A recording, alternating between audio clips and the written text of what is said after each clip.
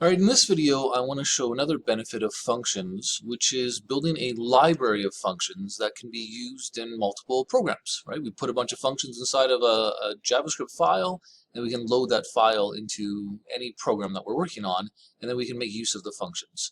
So I want to make a random library demo because in JavaScript, the only real random thing is math.random, and it gives me a random decimal between 0 and 1. I'm like, wouldn't it be nice if I could go math.random and get a value between 1 and 10? But no matter what numbers I put inside of here, it always just gives me anything between 0 and 1. So we're going to write our own functions that'll give us a little bit more control over what kind of random numbers we can generate. All right, so I've just got my little starter template here that I changed the titles. We'll go into, actually no, we don't want to go into main.js. Because main.js is going to be my main program. I want to make a library, which is going to be a separate file. So we'll make a separate file called randomlibrary.js. So this will be my random library. And in here, we just want to define functions. We're not going to run any code. We're just going to define the functions, and then we'll use those functions in our main.js. All right, so first up, let's say we want to do a function called randomDec, short for random decimal. And it's going to take in a low and a high value. And the idea here is that we want to return a random decimal between low and high. And usually the low is inclusive and the high is exclusive. And that's the way that the math.random works as well, right? 0 is inclusive, but 1 is exclusive. It goes up to 1, but doesn't include it. All right, so that's our goal. Return a random decimal between low and high. Now, I'm not going to go into a huge explanation on the math behind this, but really what we need to do, and actually I have to see if I remember the math behind this, is we're going to take our math.random, right? Because that's how we get our random decimal between 0 and 1. But then we're going to multiply that to stretch it out. And basically, I want my range to go from low to high. So I'm going to do high minus low to get my range. And then we need to add the low value. I have a feeling we have to add a 1 in here somewhere too, but let me just double check here. We'll see how this goes. We'll test it. And then we can actually just add a return here. So, for example, if I wanted to do random decimal between 1 and 6, right, what would happen here is I would go 6 take away 1 is 5. So, right, when I do math.random, math.random, it gives me a 0 to 1.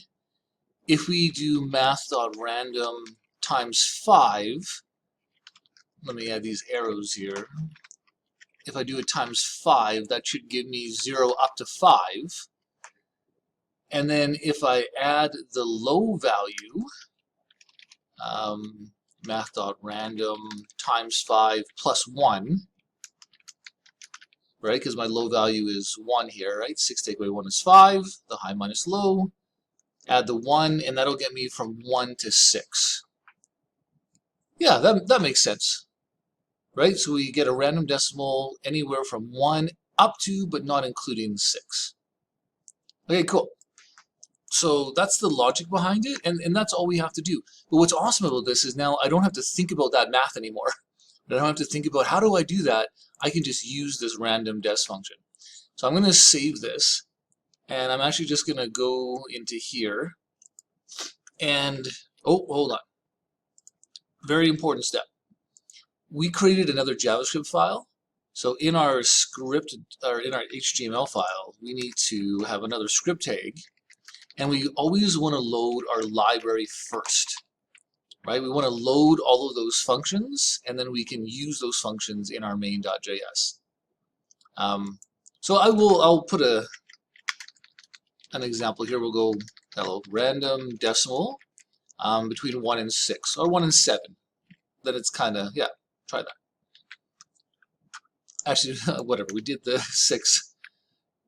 Let's see if that works. We thought about that in our head. So okay, so 3.34. But now I have to refresh every time. Maybe let's just throw this in a loop here.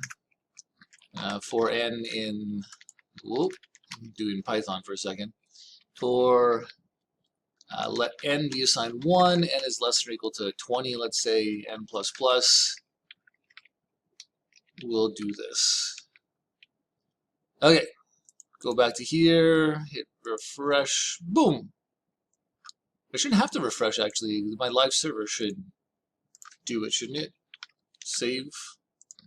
Anyway, there's my random numbers, and it looks like it's nothing over 6. 5.9, okay, so it goes up to 6, but doesn't include 6. 1.98. Yeah, that looks good. Okay, awesome.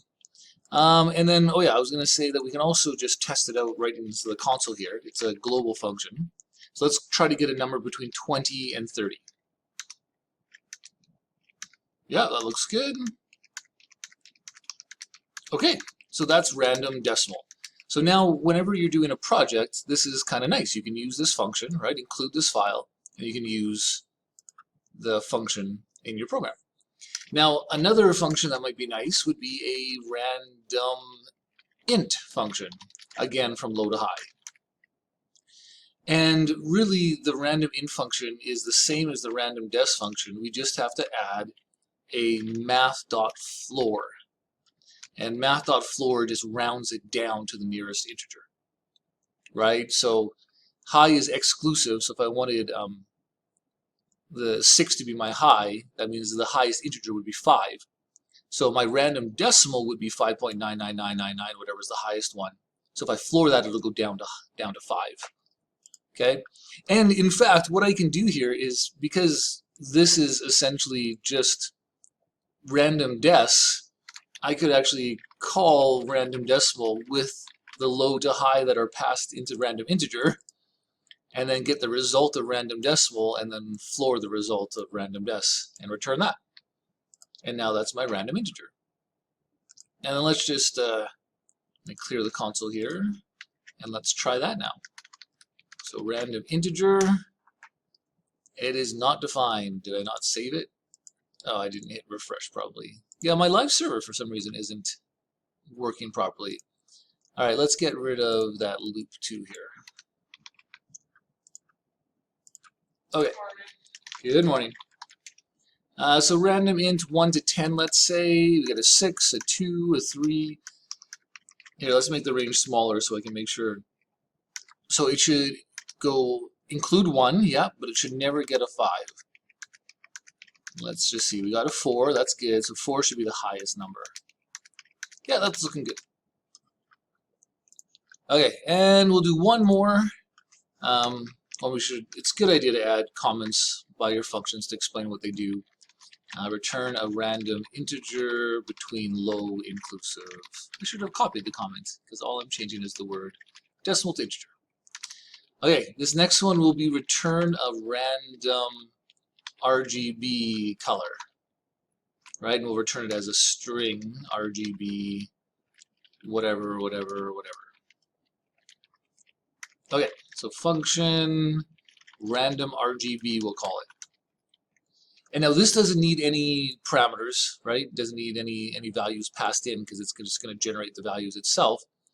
And what's kind of cool here is that we're going to use these functions here, because RGB values are the values are anywhere from 0 to 255. So what I suggest we do is let's return a template string, right? So my RGB string, and then I have to do an R value, comma, and then a G value, comma, and then a B value. And inside of here, we'll just go random integer between 0 and 256. I want my highest integer to be 255, so we have to go one more than that, 256. And we'll just copy and paste this into all those spots there. So we get 3 random numbers and insert them in for R, G, and B. All right, let's try that. Oh, Prettier did some formatting. I don't know if I like that formatting. Anyway, whatever. Okay, so inside of here, and that's the thing, I don't actually care what this looks like anymore. All I know is that there is a random library that has these functions in it, and I don't have to worry about how it's implemented anymore. Right? That's this idea of this encapsulation. It encapsulates that complexity. And now I can just go random RGB.